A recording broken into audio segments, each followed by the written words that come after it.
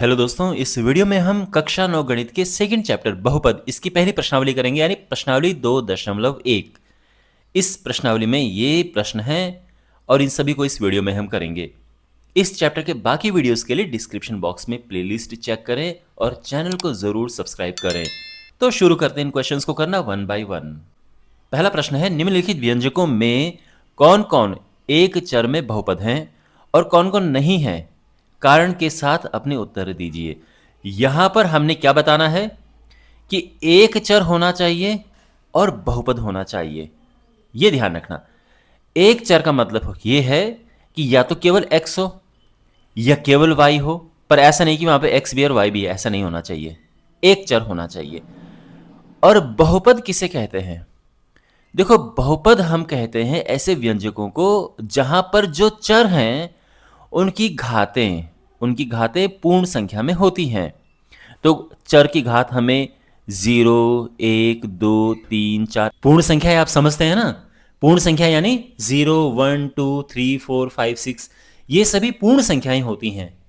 Point में अगर हो तो पूर्ण संख्या नहीं होगी, यानी 1.5 पूर्ण संख्या नहीं है। माइनस में अगर हम लिखें -1, -2 ये पूर्ण संख्या नहीं है। भिन्न में अगर हो 1/2, 1/3 ये पूर्ण संख्या नहीं है। तो कहने का ये मतलब है कि बहुपद के लिए चरों की घातें पूर्ण संख्या होनी चाहिए। पूर्ण संख्या यानी 0, 1, 2, 3, 4 ये होनी चाहिए। अगर कभी हमें चर की घात 1/2 दिखी या माइनस में दिखी तो वो पूर्ण संख्याएं नहीं है, इसलिए उन्हें हम बहुपद नहीं कहेंगे। ठीक है, अब आगे आप और अच्छे से समझेंगे, लेकिन ये दो क्वालिटीज हमें देखनी है कि एक चर होना चाहिए और बहुपद के लिए मैंने बता दिया।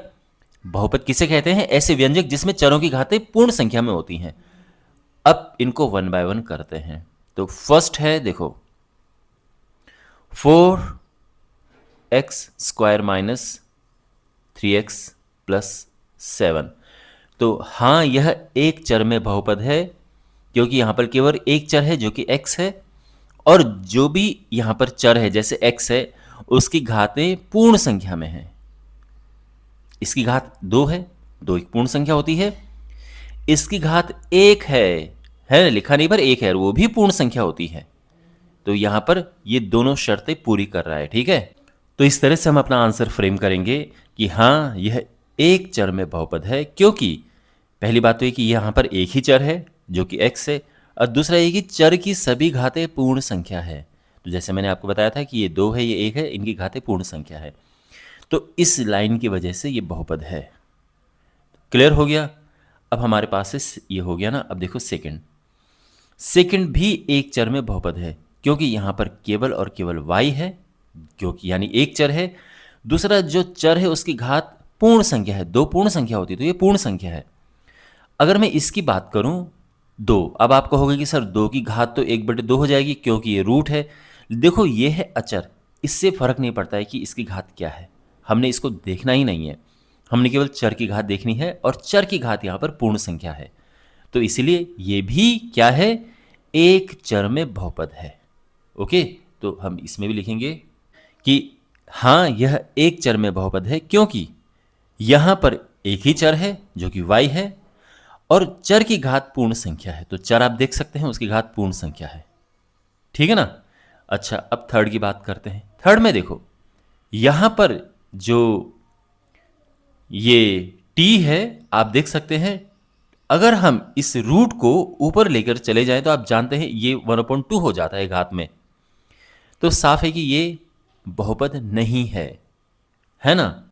तो सबसे पहले तो हम इसको लिखेंगे 3 जो √t + t√2 है।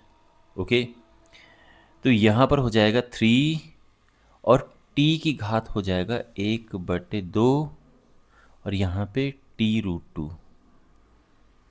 तो हम लिखेंगे कि यहाँ पर एक ही चर है, लेकिन जो चर है उसकी घात पूर्ण संख्या में नहीं है, इसलिए बहुपद नहीं है। ठीक है, तो हम लिखेंगे कि यहाँ पर एक ही चर तो है जो कि t है, लेकिन चर की घातें पूर्ण संख्या में नहीं है, इसलिए यह बहुपद नहीं है। तो इसलिए जो दिया हुआ व्यंजक है यह एक चर में बहुपद नहीं है। ठीक है ना? तो इसका जो आंसर है ये नहीं होगा। तो ये हमारा फाइनल स्टेटमेंट होगा, अतः दिया हुआ व्यंजक एक चर में बहुपद नहीं है, यानी ये नहीं है। ओके, अब ये देखो फोर्थ वाला, यहाँ पर अगर आप नोटिस करेंगे तो ये तो y तो ठीक है, इसकी घात 1 है, लेकिन अगर ये y ऊपर जाता है तो y जब ऊपर जाएगा तो इसकी घात -1 हो जाएगी, क्योंकि नीचे से ऊपर जाएगा तो घात -1 होती है। तो यहाँ पर भी सेम कहानी होगी। तो यहाँ पर ये व्यंजक है, इसको हम क्या लिखेंगे, y + 2, और ये y ऊपर जाएगा तो -1 हो जाएगा, है ना। तो y की घात देखो यहाँ पर तो 1 है, ये तो पूर्ण संख्या है, लेकिन ये -1 पूर्ण संख्या नहीं होता है। तो हम यही लिखेंगे कि एक चर तो है, लेकिन चर की जो सभी घातें हैं वो पूर्ण संख्या नहीं है, इसलिए यह एक चर में बहुपद नहीं है। तो ये हमारी स्टेटमेंट है। यहाँ पर एक ही चर तो है जो कि y है, साफ दिख रहा है, लेकिन चर की यानी जो y है उसकी सभी घातें पूर्ण संख्या नहीं है, इसलिए यह बहुपद नहीं है। तो हम कह सकते हैं कि जो दिया हुआ व्यंजक है वो एक चर में बहुपद नहीं है। ठीक है, तो यहाँ पर अभी तक जो हमने किया ये बहुपद था एक चर में, ये भी एक चर में बहुपद था, ये एक चर में बहुपद नहीं है, और ये भी एक चर में बहुपद नहीं है। अब इसकी बात करते हैं फिफ्थ की। अब आप सोचो फिफ्थ में क्या है। फिफ्थ में x की घात 10 है, इसकी घात 3 है, इसकी घात 50 है। तो जो चर यहाँ पर हैं उनकी घातें पूर्ण संख्या में है, यानी ये बहुपद है, लेकिन एक चर नहीं है। ये तो तीन चर है, अलग अलग तीन चर है ना। तो कहने का यह मतलब है कि ये एक चर में बहुपद नहीं है। हमने तो ये बताना ना कि जो एक चर में बहुपद हो, तो इसका आंसर भी होगा कि ये भी नहीं है। अब हम इसको प्रॉपर तरह से लिखेंगे। तो यहां पर हम ये लिखेंगे कि यहां पर चर की सभी घातें पूर्ण संख्या, चरों की सभी घातें पूर्ण संख्या हैं, तो ये बहुपद है। लेकिन यहां पर एक ही चर नहीं है, यहां पर तीन चर हैं, तो इसीलिए यह एक चर में बहुपद नहीं है। समझे ना, बहुपद तो है पर एक चर नहीं है। तो इस तरह से हम अपना पूरा आंसर, पूरा स्टेटमेंट लिखेंगे कि यहां पर चरों की सभी घातें पूर्ण संख्या हैं, जो कि मैं आपको बता चुका था, अर्थात यह बहुपद है। परंतु यहां पर एक नहीं बल्कि तीन चर हैं, एक x है, एक y है, एक t है। आप चाहो तो यहां पे लिख सकते हैं x y t। इसीलिए दिया हुआ व्यंजक एक चर में बहुपद नहीं है। तो ये जो व्यंजक है ये एक चर में बहुपद नहीं है। ध्यान रखना बाय द वे, व्यंजक ये सभी के सभी हैं। तो ये सारे व्यंजक होते हैं। बहुपद केवल वो होते हैं जिसमें चरों की घातें पूर्ण संख्या हो, और बाकी आप देख सकते हैं कौन एक चर में कौन एक चर में नहीं है। तो मुझे उम्मीद है कि आपको ये क्वेश्चन अच्छे से समझ आ गया होगा। क्वेश्चन नंबर 2 है, निम्नलिखित में से प्रत्येक में एक्स स्क्वायर का गुणांक लिखिए। देखो गुणांक क्या होता है, गुणांक होता है किसी चर के साथ में जो अचर लगा होता है। तो अब आप देखो, अगर मैं कहूं कि 4x² + x + 3, इसमें x स्क्वायर का गुणांक क्या है, साफ दिख रहा है कि 4 है। x का गुणांक क्या है, क्योंकि x के साथ कुछ लिखा हुआ नहीं है तो हम उसको 1 कंसिडर करेंगे। ओके, एक मानते हैं हम। अगर यहाँ पे माइनस का चिन्ह होता तो -1 लेते। अगर मैं आपसे ये पूछूं कि यहाँ पे x की घात 3 का गुणांक क्या है, तो आप ये कहेंगे कि यहाँ पे x की घात 3 तो है ही नहीं। तो अगर है ही नहीं यहाँ पे कहीं भी x की घात 3 जिसका हमने गुणांक लिखना है, वो अगर यहाँ है ही नहीं है तो वो 0 माना जाएगा, 0 होगा। हम ये मानकर चलेंगे कि यहाँ पर 0x घात 3 है, क्योंकि ये 0 के साथ मिलकर 0 हो जाएगा। ये होता है गुणांक। और अब मुझे उम्मीद है कि आप इन प्रश्नों को आराम से हल कर सकते हैं। तो 1 बाय 1 इन्हें करते हैं। तो यहां पर 2 + x² + x में x² का गुणांक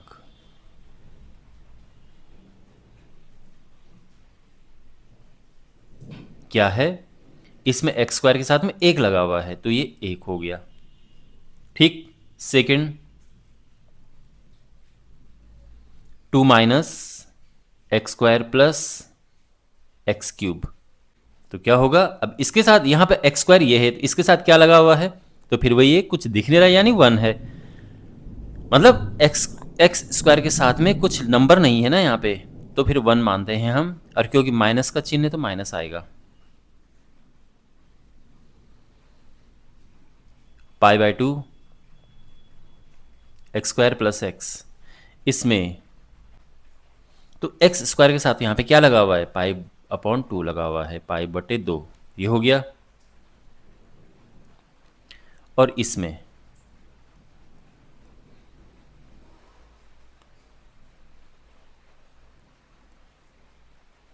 इसमें एक्स स्क्वायर का गुणांक क्या होगा?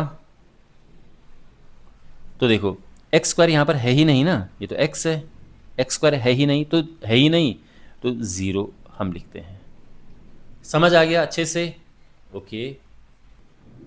क्वेश्चन नंबर 3, 35 घात के द्विपद का और 100 घात के एक पदी का एक एक उदाहरण दीजिए। देखो यहाँ पर दो ऐसी चीज़ें हैं जो आपको ध्यान में रखनी है, एक घात और दूसरा पद। घात होता है किसी भी बहुपद में जो चर हैं उनके सबसे बड़ी घात, तो वो 35 रखना है हमने इस वाले हिस्से में। और द्विपद यानी दो पद होने चाहिए। तो दो पद होने का मतलब ये है कि कुछ हो लिखा हुआ, फिर प्लस या माइनस कुछ भी लिखा हो, और फिर दूसरा यहाँ पर कुछ हो, ठीक है ना, ये द्विपद हो गया। तो यहाँ पर है 35 घात का द्विपद। तो 35 घात के द्विपद का एक उदाहरण यहाँ पर क्या होगा? तो यहाँ पर हम लिख सकते हैं, देखो बहुपद को अगर हम इस तरह से लिखें तो अच्छा लगता है। ओके, घात 35 होनी चाहिए और द्विपद होना चाहिए, ठीक है ना, दो पद। तो यहाँ पर एक्स की घात 35 ये लिख दो, 35 घात तो हो गई, लेकिन द्विपद होना चाहिए। एक पद ये है, एक पद यहाँ पे, चाहे 5 लिख दो, ये द्विपद हो गया। यहाँ पे आप y भी लिख सकते तो भी द्विपद हो गया। x की घात अगर आप 30 लिखोगे तो भी ये द्विपद है, और घात अभी भी 35 है, क्योंकि सबसे बड़ी घात मानी जाती है बहुपद वाली घात। तो ये कोई भी उदाहरण आप लिख सकते हैं। तो बेस्ट है कि x की घात 5 प्लस 4 ये लिख दो आप, ठीक है, बढ़िया उदाहरण है। इसके अलावा आपकी जानकारी के लिए मैं कह रहा हूँ कि अगर इसके साथ कोई गुणा में हो, मान लो कि 5 मैंने गुणा में लिख दिया, अभी भी ये द्विपद माना जाएगा। द्विपद या त्रिपद जो भी होते हैं ये बीच में प्लस और माइनस ही डिसाइड करते हैं। यानी अगर मैंने 5 लिखा हुआ तो इनको अलग अलग पद मत मानना, ये अभी भी एक ही पद ये है और ये भी एक पद है। तो प्लस और माइनस ही होते हैं, ये इनको अलग अलग करते हैं पदों को, ठीक है ना। अच्छा, अब हमने लिखना है 100 घात का एक पदी। 100 घात के एक पदी का एक उदाहरण। तो यहाँ पर हम इसको gx ले लेते हैं, क्योंकि px हमने पहले लिखा हुआ है। अब 100 की घात, देखो आपको ये लिखने की भी ज़रूरत नहीं है, ठीक है ना, आप चाहो तो इसको ऐसे ही लिख सकते हो, बस मैंने थोड़ा अच्छे से अच्छा लगे इसलिए लिखा है। और तो यहाँ पे 100 घात होनी चाहिए, तो x की घात 100 लिखो या y की घात लिख दो 100। लेकिन ध्यान रखना अगर यहाँ पे y आएगा तो यहाँ पर भी y आएगा, ये ध्यान रखना, ठीक है। अगर यहाँ पे मैं t की घात 100 लिखूँ तो ये भी t आएगा, इसका ध्यान रखना। और इसके साथ अगर गुणा में कुछ लिखना हो तो आप लिख दो, आप लिख सकते हो, फ़र्क नहीं पड़ता है, लेकिन अभी भी ये एक ही पद है। तो ये एक पद ही है, इसकी घात 100 है, और ये हमने उदाहरण यहाँ पर दे दिया है। तो ये परफेक्ट आंसर है। आई होप आपको समझ आया होगा। क्वेश्चन नंबर 4 है, निम्नलिखित बहुपदों में से प्रत्येक बहुपद की घात लिखिए। तो मैंने जैसे पिछले क्वेश्चन में आपको बताया था, बहुपद की घात होती है जो उसमें चर हैं उनकी सबसे बड़ी घात। तो सबसे पहला,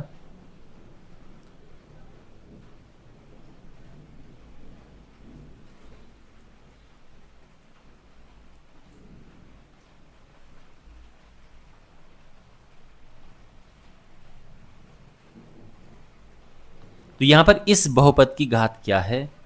तो यहां पर बहुपद की घात होती है जो चर है उनमें सबसे बड़ी घात। तो आप देख सकते हैं यहाँ पे चर क्या है, ये चर देखो x है ना यहाँ पे, और यहाँ पर घात 3 है, ये घात 2 है, ये घात 1 है, तो सबसे बड़ी घात 3 हो गई। तो इस पूरे बहुपद की घात 3 होगी। यहाँ पर अगर हम बात करें, इसमें चर है t, इसकी घात क्या है? तो इसकी घात 1 है, उसके अलावा कोई भी चर नहीं है, तो सबसे बड़ी घात 1 ही हो गई। यहाँ पर चर क्या है? y है, y की घात क्या है? 2 है, उसके अलावा कोई चर है ही नहीं, तो उसकी घात मतलब केवल एक ही है यहाँ पे चर, उसकी घात 2 है, तो बहुपद की घात भी 2 हो गई। यहाँ पे कोई चर आपको दिख रहा है? बिल्कुल भी नहीं। तो जब कोई चर नहीं है तो इसको हम कहते हैं अचर बहुपद। अचर बहुपद, और अचर बहुपद की घात 0 होती है। जब कोई भी चर नहीं होता है तो उसमें उसकी घात 0 होती है। पर ध्यान रखना, अगर यहाँ पे 3 की जगह पे 0 लगा होता, ये 0 लिखा होता, तो फिर बात कुछ और होती, उसको हम कहते हैं परिभाषित नहीं। लेकिन उसके 0 के अलावा कुछ भी नंबर लिखा हो तो सब में आएगा कि घात इसकी 0 है, 0। बात समझ आ गई? तो अब हम लिखेंगे कि इसकी घात 3 है। सेकंड, आप चाहो तो शुरू में बहुपद लिख सकते हो,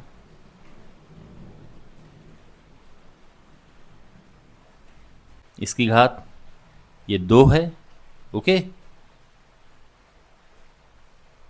फिर बहुपद 1, बहुपद 3, ये अचर बहुपद है, ध्यान रखना।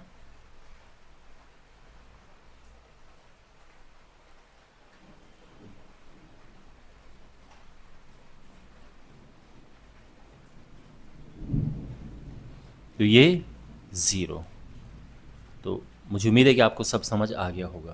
क्वेश्चन नंबर 5 है, बताइए कि निम्नलिखित बहुपदों में से कौन कौन बहुपद रैखिक हैं, कौन कौन द्विघाती हैं, कौन कौन त्रिघाती हैं।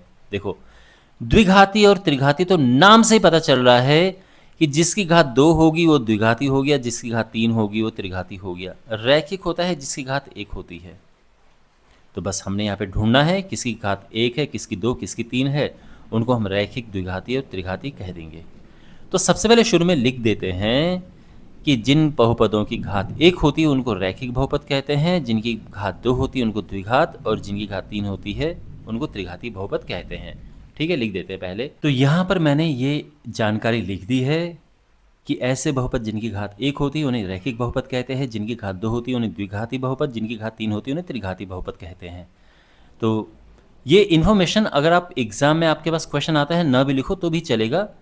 आपको तो सिंपल 1 नंबर में क्वेश्चन आएगा कि कोई दिया होगा कि रैखिक बहुपद कौन सा है, आपने बताना होगा कौन सा द्विघाती कौन सा त्रिघाती, ठीक है ना। लेकिन अगर आप ये लिखना चाहो इन्फॉर्मेशन तो ठीक है, अच्छी बात है। खैर, मैंने तो आपको पढ़ाना है, समझाना है, तो इसलिए मैंने यहाँ पे ये जानकारी लिख दी है ताकि आपको चीज़ें अच्छे से समझ आएँ। अब पहला क्वेश्चन हम सीधे लिखेंगे कि एक्स स्क्वायर प्लस एक्स, इसकी घात 2 है,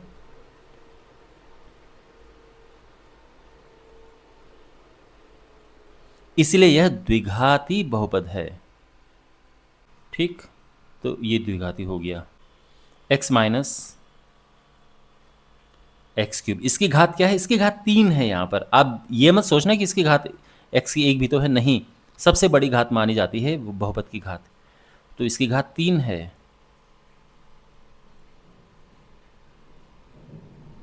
इसलिए त्रिघाती बहुपद है। फिर है y plus y square plus 4,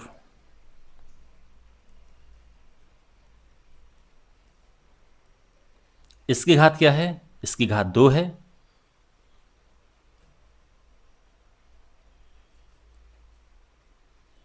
इसलिए द्विघाती बहुपद है। 1 प्लस एक्स,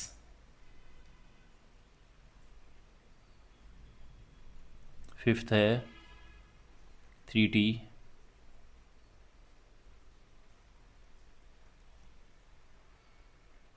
आर स्क्वायर,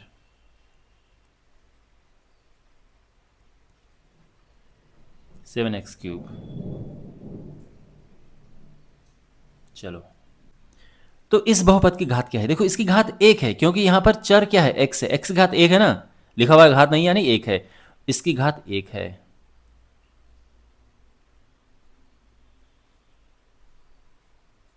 इसलिए कौन सा बहुपद है, रैखिक बहुपद। यहां पर क्या घात है चर की, तो चर यहां पर t है, t की घात 1 है, साफ दिख रहा है, तो वही हम लिखेंगे कि यहां पर इसकी घात 1 है, इसलिए रैखिक बहुपद है। और अब यहां पर इसमें चर क्या है, r है, r की घात क्या है, 2 है, तो हम वही लिखेंगे कि इसकी घात 2 है, इसलिए यह एक द्विघात बहुपद है। ठीक है ना। और यहां पर घात क्या है, इसकी 3 है, चर यहां पर x है, x घात 3 है, तो ये त्रिघाती बहुपद हो गया। क्लियर है। और ये क्वेश्चन कंप्लीट हो चुका है। अगेन मैं हमेशा जैसे कहता हूँ, कोई डाउट हो कमेंट बॉक्स में पूछना, मैं पूरा प्रयास करूँगा आपके डाउट्स के आंसर करने का। और इसी के साथ ये एक्सरसाइज कंप्लीट होती है। मुझे उम्मीद है कि आपको इसके सभी क्वेश्चंस अच्छे से समझ आए होंगे। इस चैप्टर के बाकी वीडियोस के लिए डिस्क्रिप्शन बॉक्स में प्लेलिस्ट चेक करें और इन वीडियोस को अपने दोस्तों के साथ ज़रूर शेयर करें और चैनल को सब्सक्राइब करें, यही आपकी गुरु दक्षिणा होगी। तो मिलते हैं अगले वीडियो में, टेक केयर।